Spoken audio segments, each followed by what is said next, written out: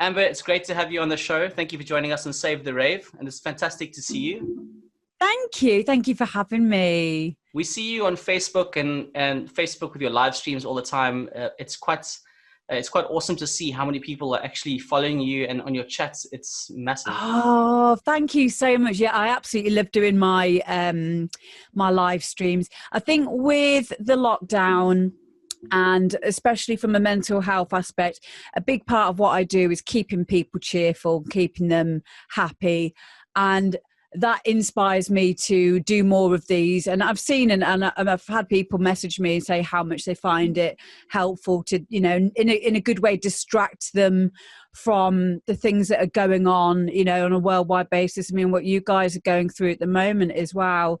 You know, if I can provide just a happy bit of safe space there for people just to have a bit of respite, then I feel my job is done as a member of the human race. Yeah, it's great. Definitely. And I see loads of South Africans on there. I don't know if you wouldn't really know a lot of them by name, but when I go on and I watch and I just see all of them commenting, you have so many. Yeah, I know them because I can tell. I can tell through a few ways. The Afrikaans comes out all the time, which I love, and they're always the ones who are the most engaged, and they're always the ones which are the most passionate about what I'm doing. And I absolutely love them for that. I really do. Me and Guy, as all of you know, Guyver, my other half, we both feel such a connection to South Africa. And it's hard for us not to be there. You know, it really is. But having you guys join us on the live streams, and, you know, that fiercely loyalness that you've had, especially towards Guy as well, you know, over many, like 20 odd years now. Yeah. It's so cool. Yeah, we actually got, I brought Guy down to Cape Town for the first time. I think he must have been 16 or 17. I can't remember. Yeah, that's right. Yeah. He came down with his dad. He was a super cool guy. So just on this point, while we're talking about Guy, I messaged him to ask him if he would come onto our show, and he didn't even reply to me. There was no response. Yeah, he doesn't. So I'm questioning his loyalty to Cape Town and South Africa and his fans. So hey, don't you worry. I'm going to go and give him a kick up the arse in a minute for it. Yeah, he is the worst person for getting back to people online. We're very different, me and Guy. Like we work so well because we are the opposites of each other. So I'm the extrovert and he's the introvert. But when he sees that he's missed a message from you, he'll definitely get back to you. Okay, great. Without a doubt. He always plays with his boyfriends on Xbox at the moment. He's always on he's always on Apex Legends. Yeah. We'll ask him about that when he finally gets back to us. Yeah, he will do as well, I promise you. Okay, great. So let's take it back a bit. I'd like to know, especially we've had a lot of the ladies message us to say thank you so much for getting Amber on. They're excited to see you on the show. So one of the questions we got from them was, as a female DJ, how did you get started, and what advice do you have for them in what's really what was predominantly a male-dominated industry? I don't think so much anymore, but what advice have you got for them? It's a big question. It really is. I think well, for me, the reason why I got into DJing and how I got good at it really well was quite a sad one. I lost my mum when I was very young. Due to cancer, and I was also homeless for a little while. And in that time, I met a group of people. I just looked on the map and I went and moved to this new place. I was only 17 at the time. After going through that, and I also lost my grandma and my uncle at the same time. So I very quickly became the oldest person in my family. I didn't really have any of the family apart from my brother, and he'd then gone to live with my dad, who I didn't really see and hadn't grown up with. So I was kind of I was on my own. But when you're that age, you don't really have a lot of fear, which was a great thing for me because it kept me really free. I saw life and continue to see life as one big adventure. And when I moved to a place called Stoke-on-Trent in the UK, I met up with these people who were into this crazy music called hard house. And obviously, like back then as well, there was a lot of drugs involved as well, and that kind of thing. And that was all part of it as well. And I'm not ashamed to say that was a big part of it. I actually talk in great detail from a mental health aspect about that time and how much it shaped me as a person. But obviously there was a much darker side to that as well. But I have to be completely honest. I will always wear my heart on my sleeve, and I always speak very frankly and honestly and openly about that area. Otherwise I wouldn't be giving the true full picture of how you get from one place to the next. It's a story of success. It's a story of being the underdog and being able to turn your biggest weakness into your greatest strength. And that's what I'm all about.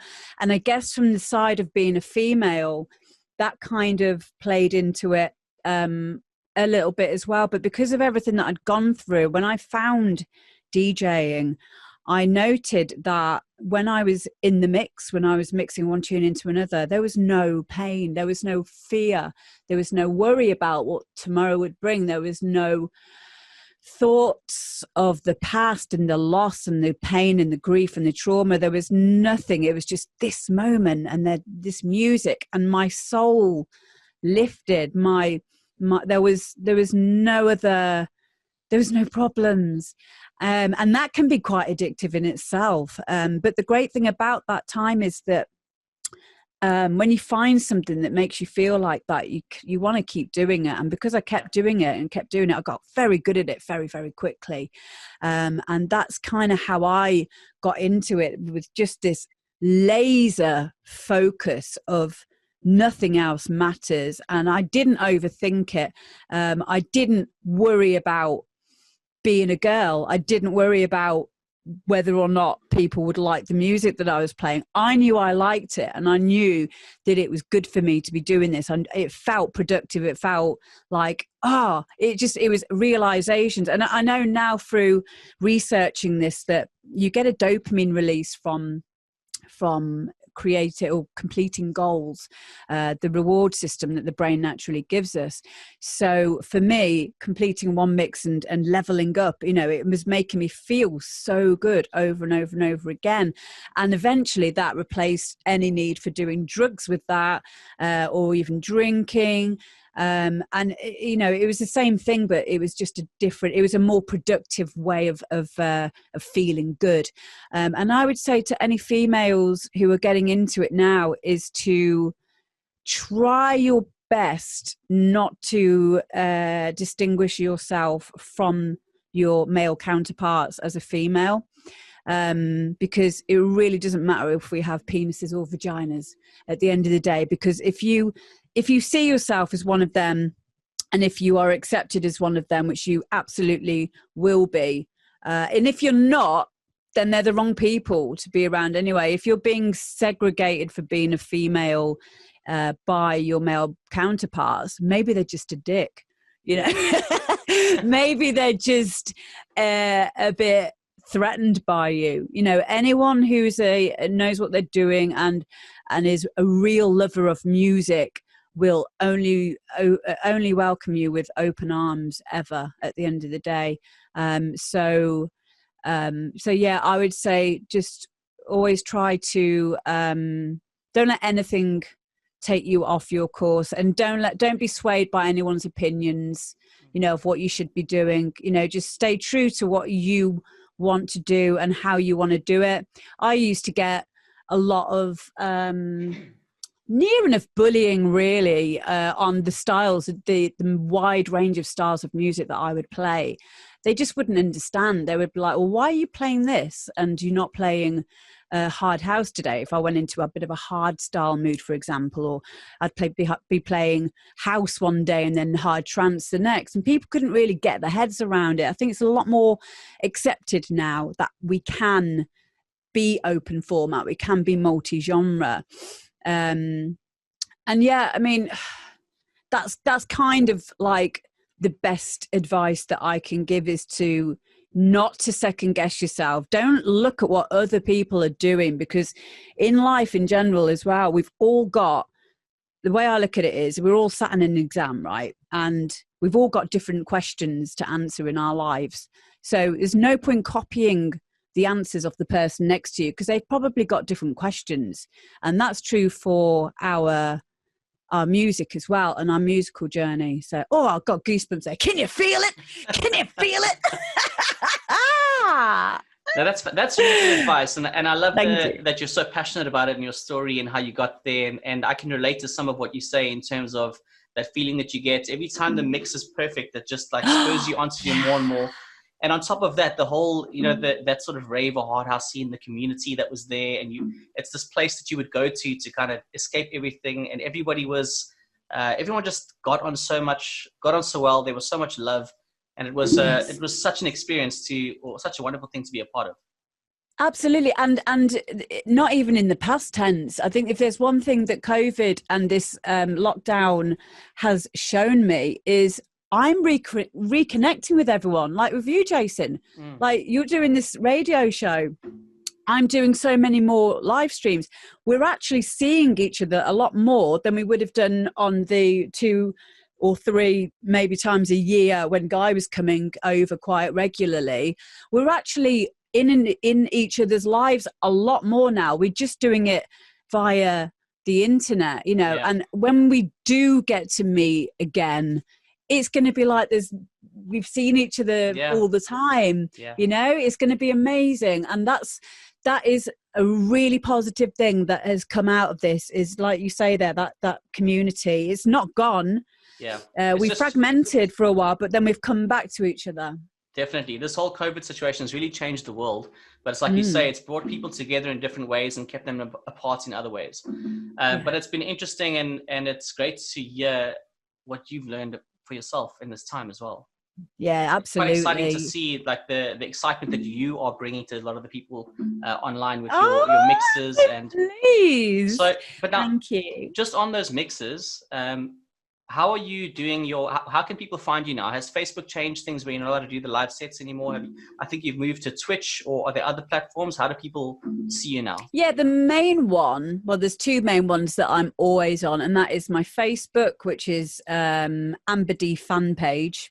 Okay. So Amber D and then fan page is all one word. And then Twitch as well. And Twitch is, used to be predominantly for gamers. However, Twitch is so great as far as like the community aspect of it. So for example, as a DJ, when I finish my DJ set on Twitch, I can then, everyone who's viewing my set on my channel, I can then forward them to anyone who's live. So we don't lose all the listeners, and like, say like if I need to go to bed and you guys are a few hours ahead and you still want to party, but I'm like, I need to go to bed now. I know that there'll be someone in one of my teams, for example. I'm in Team Brisk, which is Brisk from the hardcore days. So I can just have a look down my list and go, okay, DJ Beyond Earth, he plays very similar styles to me. He's on right now.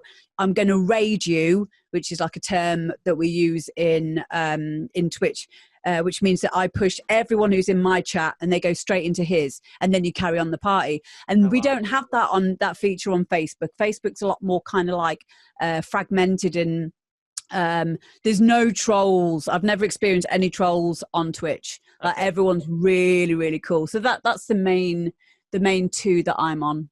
Okay, great. Thanks. And then I wanted to ask you about, so when you first got signed to Tidy, how did that happen? Because I've heard a story somewhere, I can't remember who told me, it may have been Lee. You entered a DJ competition. There was a DJ competition. Yeah, before that there was I was a DJ. I was resident at a place called Golden in Stoke-on-Trent, that place where I told you I looked on a map when I was about 18, I think I was at the time. And very quickly I got very good at DJing, as we talked about. And my first residency was at a place called Golden. And one night the Tidy Boys were on after me. This is before I'd even met them. And Andy from the Tidy Boys was ill. So Lee Haslam, my in the future then to be husband, he was DJing with Ammo.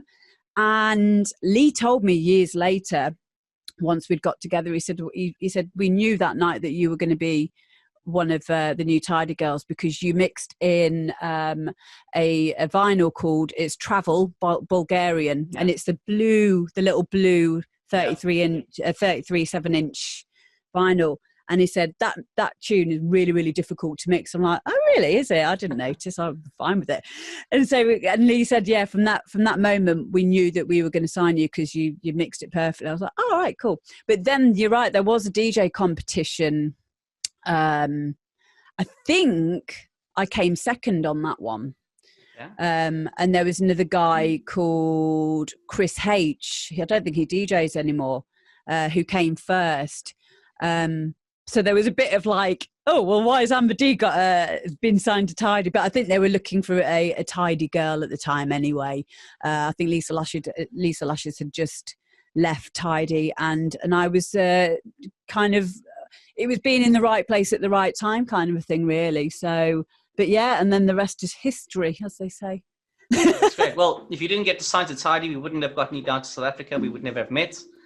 So exactly. Yeah. So exactly. And of your international gigs, what would you rate your top gigs around the world? Oh, it's going to be South Africa, obviously, Cape Town. I'm starting to honestly. Everybody says that, so now I don't know if people are just saying that because the Cape Townians are listening or if it's true.